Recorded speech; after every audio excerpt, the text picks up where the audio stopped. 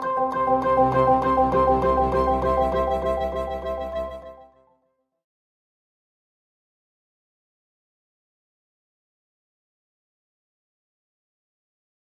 everyone. Thanks for joining us. My name is Amy Ronicky, and I am Avanade's account executive in Western Canada, supporting our healthcare and public sector.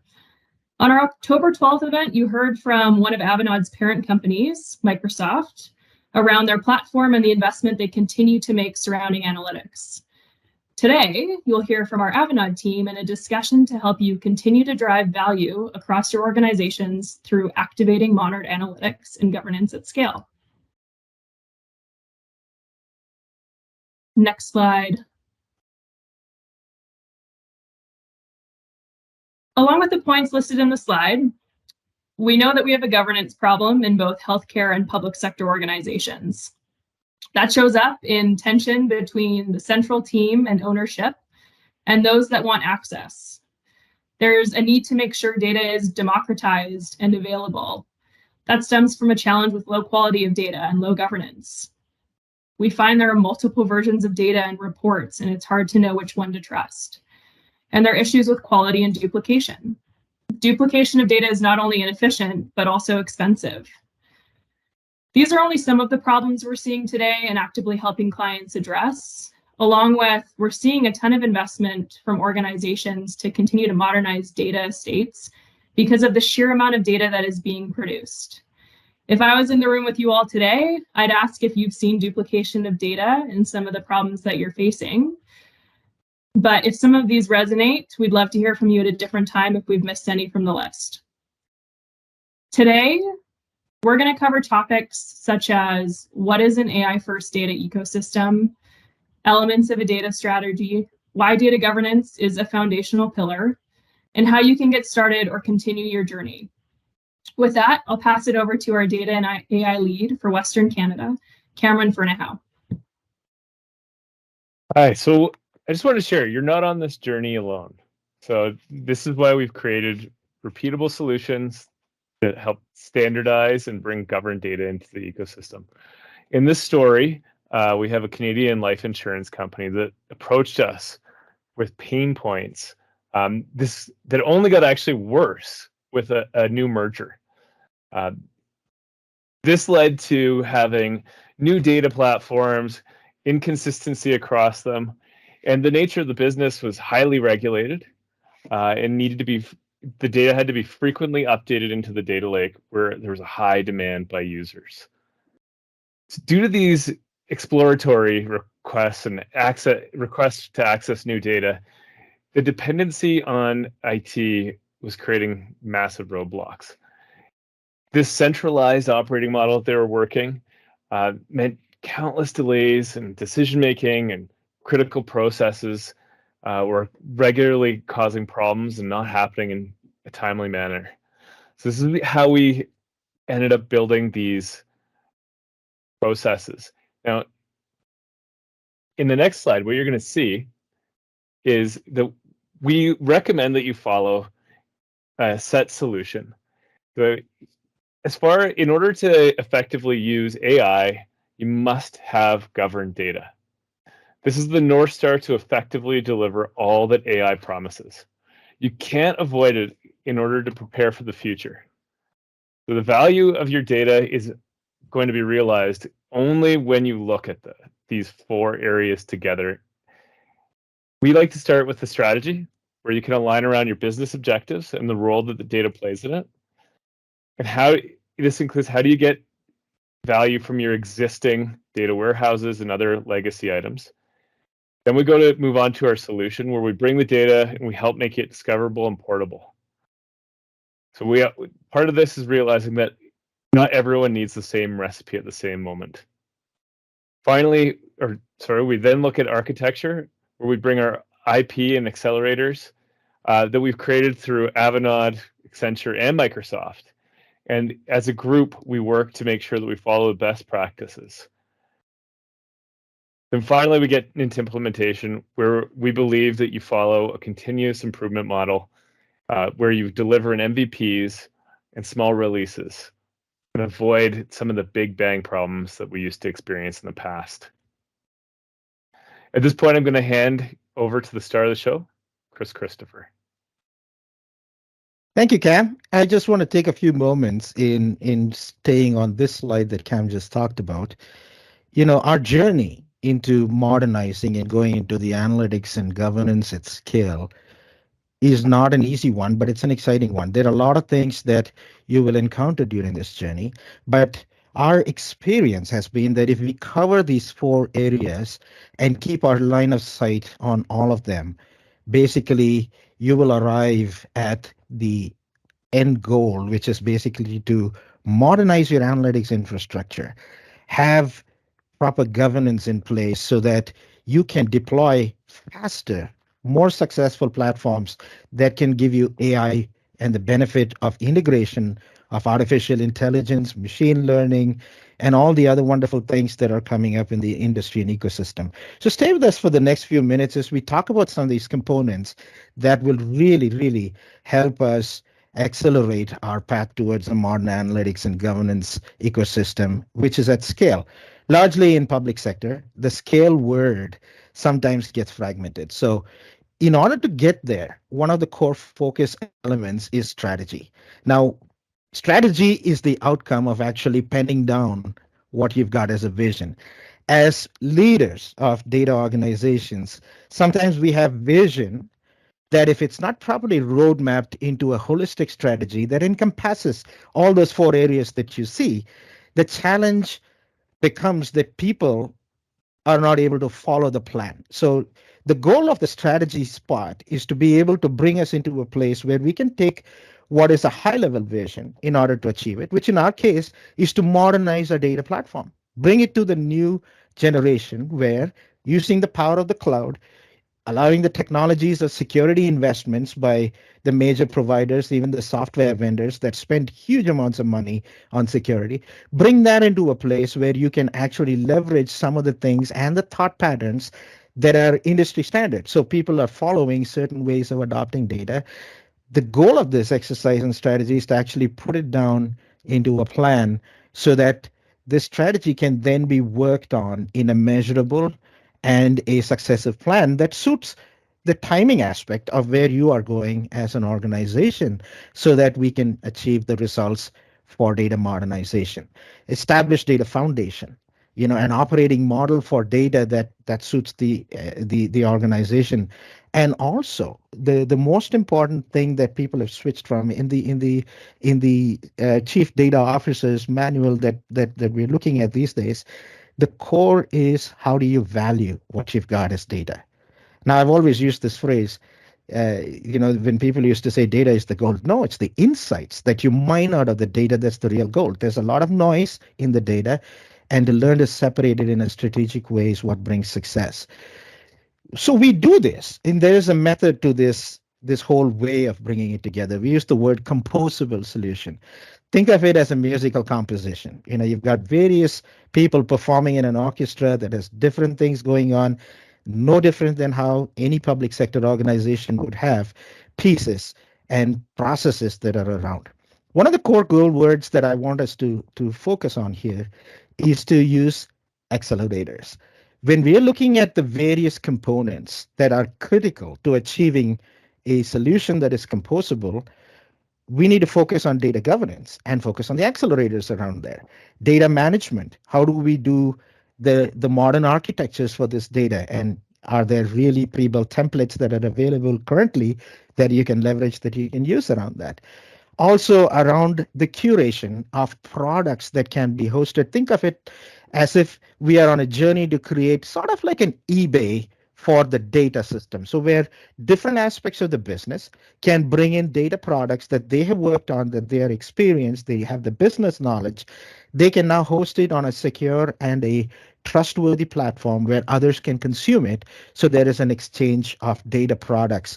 Now this is becoming a more accepted industry philosophy, even to say that the more you collaborate and the more you decentralize as opposed to having one central focus, the larger benefits that you see, right? So, focusing on and moving into the components of this, so I'm going to take some time in breaking down these core areas for the composable solution.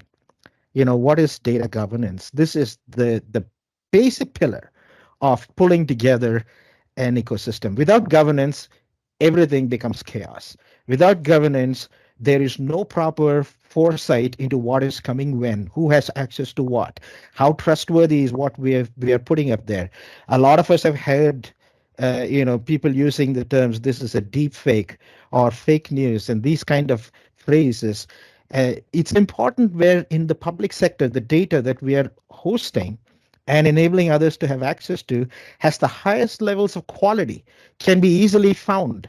Think of it as if the best illustration we can use here is that of a library. Think of it as, somebody dropped 1 million books at your doorstep, then the job becomes to categorize, make the index it so that it's discoverable when people can search by book names, people can search by what content is available. Is the content trustworthy, how quality, or is it a duplicate book that somebody else wrote that can show up? How addressable is it, in the sense that how quickly can people access the data that is there? Whether it describes itself. This is another very important challenge that we seek to overcome. Erstwhile, when people were busy building data lakes, we've heard the acronym that it quickly turns into a data swamp. And the core reason is because there was no proper labeling and cataloging of the data that could help us reach and have a searchable interface. So the core goal here is to basically create a governance structure that can manage all of this by providing frameworks, by providing established templates and standards for data quality, for security, for platform standards that would enable you to host and allow these things. Moving on, one of the standards that we want to really present that has really benefited the data community is something that we call the cloud data management capabilities. It was crafted and created by the EDM Council. For those of you that are curious, the EDM Council is one of the leading councils that brings together over 400 global Fortune 500 companies and organizations, such as the organizations in public sector, to collaborate on data standards, particularly focused on the cloud. They have 14 key controls that they audit any of these organizations. So if we are following a standard methodology to be audited as to whether your data is ready to be hosted in the cloud, do you have all the guide wires, the frameworks, the requirements that are going to help you be successful in putting your data on the cloud and be secure and be trustworthy, then this framework is something that the industry is adopting, getting certified. Azure has been CDM certified. Accenture and Avanade as a team helped in the process to get Microsoft Purview certified. There are 14 key controls. We won't take too much time, but you will see some of the core areas that are of concern to all of us, right? The accountability, data technical architecture, what is the data lifecycle, how do you handle that? These are some of the core themes, and they're built, and the audit essentially goes through 14 different areas to actually give us a guideline as to our maturity level, and also to say that if we have gaps in certain areas, those gaps can be closed. So our data is not only secure, but it's also trustworthy and shareable within the community that we are talking about. In public sector, that is one of the greatest needs and challenges that we are facing. So interesting concept here. Once we achieve governance at scale, the rest of it, there are tools available today to bring all of this together. So once the governance methodologies and the processes are available, then the architecture and the ability to bring that. So we see that in the four towers that we're talking about, the process of creating these environments and the technology that goes behind what environments serve which. Here are some guidelines. The industry is moving towards a more data lake architecture for a reason, so that you can have one common area. Most of us use OneDrive in our environment. The future is to have a one shareable drive location with governance on top of it, what we can call a data lake that is still shareable but distinct based on the compute. The other intelligent piece that the industry has looked at is to take away the barrier of having to spin up a complete instance and split the workload. So you have a data lake that is separate, which is the storage area. And now you have the compute area, which anyone can bring. So the bring your own compute philosophy works. And this, again, is a huge solution in terms of the public sector space and government, where there's a lot of data that's sitting in different servers. And just to get access to those servers is so difficult. Whereas if you brought it to a common place and yet put strict guidelines around it, then that common place, based on the availability and the access mechanism that you have, can provision successful access for the people who need to access that data and who have access privileges to gain access to that. There are various other features that come in as part of adopting this structure, but then the ability, again, to govern. The other key instance here that you're looking at is, once you've got the governance right, you're also looking at now automated creation of various types of architectures for various personas, various areas. So when we look at that, the industry paradigm is shifting towards a persona-based approach, because now the data can sit in a common layer, and the cost of that hosting of that data is much less than you having to spin up the entire compute for being able to process all of that data together. And let's say you have an artificial intelligence experiment that you want to conduct on that data. The people wanting to do that, they bring in that persona, and we've already got a templated architecture that is basically going to solve for that problem. So if you're an AI person wanting to run large scale experiments, there is a templated architecture that is pre-created that can allow you to access that. If you're just doing data exploration, you can think of that persona, and that instance can be spun up, and you can connect to the same data based on the same access mechanisms. And all the way below, the curation and the creation of all those data segments are actually enabling us to host data that is certain levels of confidence, whether it's raw, whether it's curated. How are we looking at it? ML experiments might need raw data, whereas you might need a more curated, formatted data for the reporting layer. All of these thought processes can be split up, again, between the workloads. And another core success factor here is to start thinking persona-oriented approaches that can give us the benefits of that, right? Moving on, this is where we have seen tremendous benefits. One of the core things that over the ability to look at modern data platforms with various customers that we've had globally, we've been able to come together to pull some of the bigger needs that all of us face commonly, and accelerators around that. So the basis is, when you have a strategy and a vision that you've already curated and you want to put a pedal to the metal, so to speak, you need to adopt certain accelerators that are already available, that are supplied as part of the framework.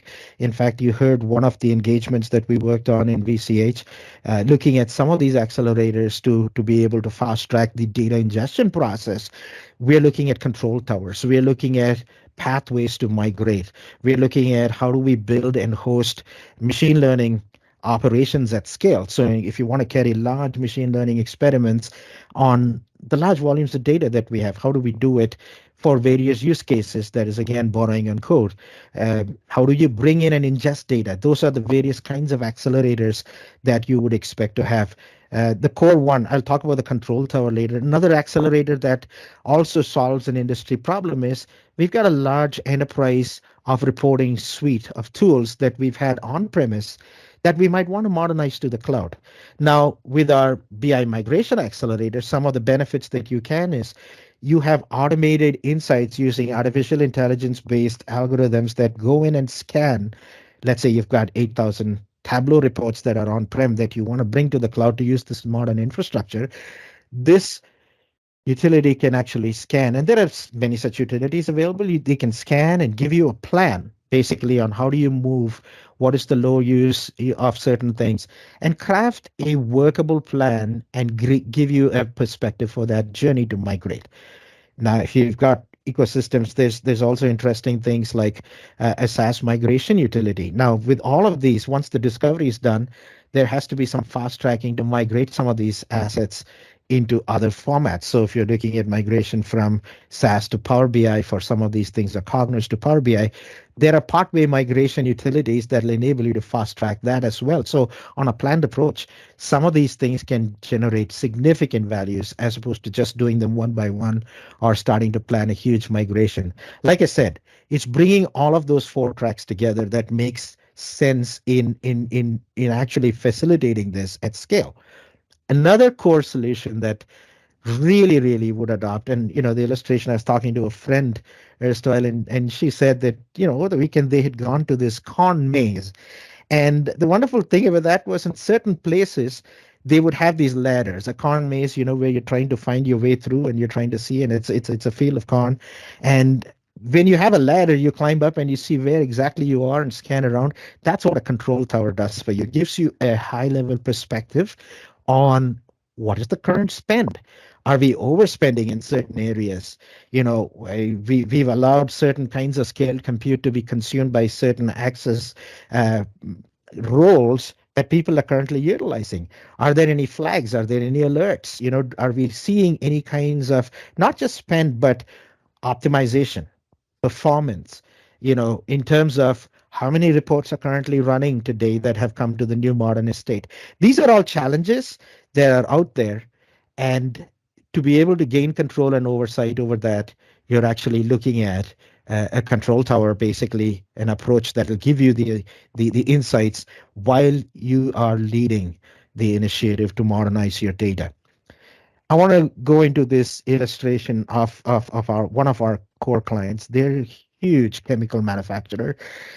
Their breadth of manufacturing spans the globe. This is one of our key customers. They had tremendous amounts of data problems, no different than what we face in the public sector. And because of the fact that they're in chemicals research and the ability to produce new medicines and chemicals, the security around each of those IPs is tremendous. And yet, working with them in a phased manner with the approaches that we just shared today, not only will we be able to move a legacy platform into a more modern platform, we're able to introduce governance through the process of a tool, and then bring that governance to a role-based architecture, establish them to not only look at the process side, but also the people side. What is the governance infrastructure? Who are the people who are part of that? What kind of data products need to be curated, and bring it to a DevOps structure where automatically you can spin up compute and infrastructure as code so that this infrastructure can be spun up based on the requirements of the various data, AI, and machine learning challenges that you want to bring. So you're bringing in a modern AI real estate into your ecosystem. To top it all, the focus was not just on the governance aspect and the security aspect, but also to be able to monitor and have a good insight into the spend, into the requirements for spend. In certain cases, the spend was justified and approved. So we had workflow processes that could be created that would enable us to get to a place where we could do that at scale. Now, when I talk about the scale, this is in all regions across the globe. Data sharing is happening. So we're talking about not just a simple provincial or federal government, but in the sense where they had technology subscriptions that span different data centers, different zones across the world.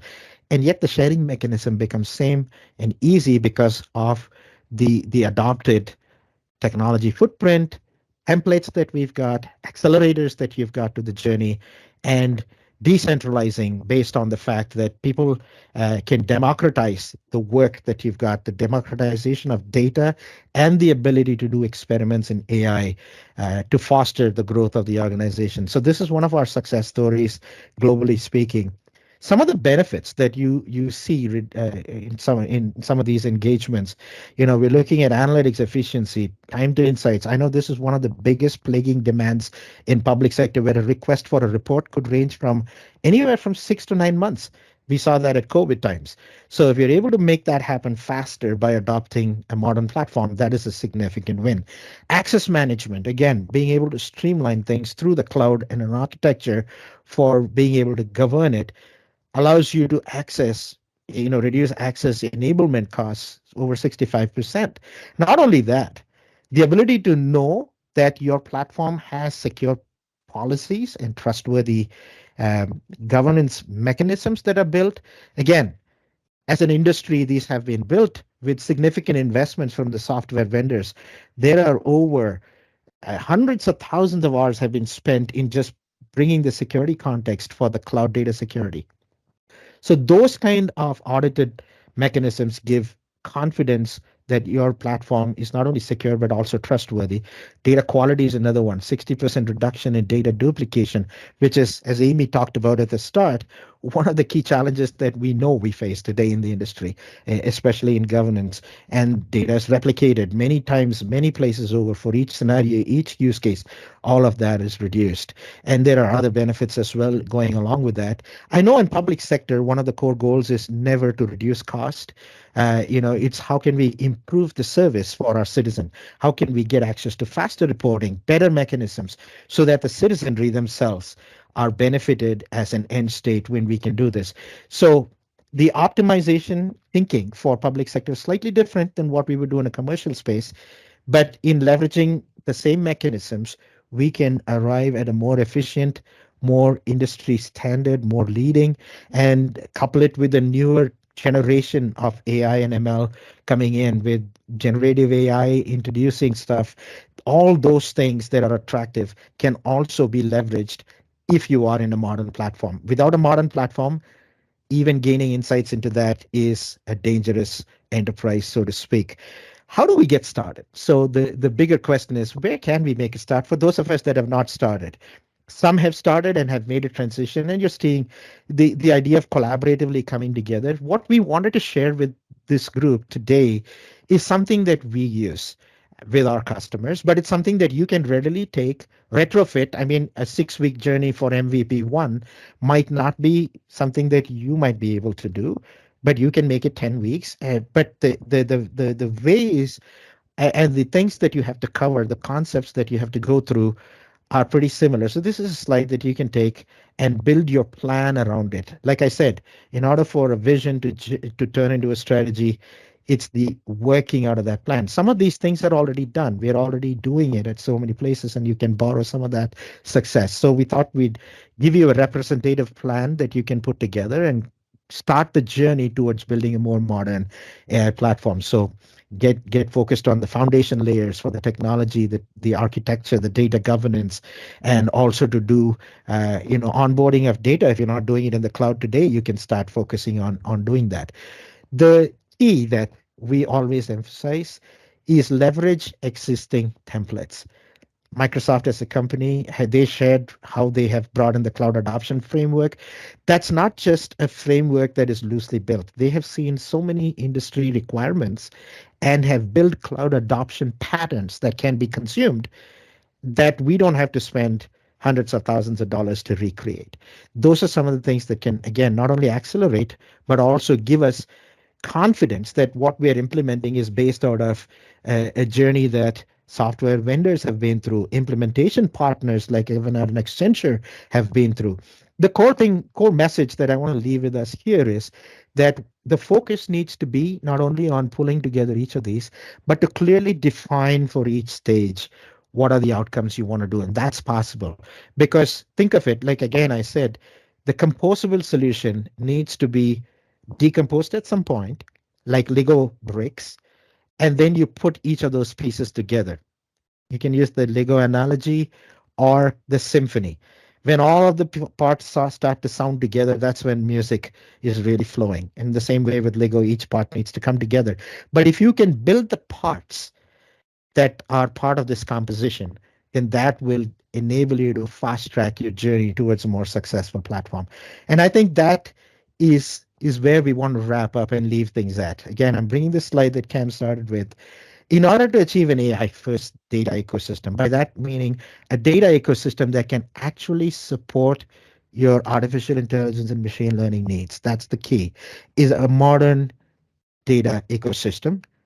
We start with strategy, a strategy that is based on the vision, that has solid roadmapped points and milestones that you can achieve And again, it has to be doable. No strategy that is that is not doable will ever succeed, right? So it has to be practical. It has to be accomplishable, and then composable.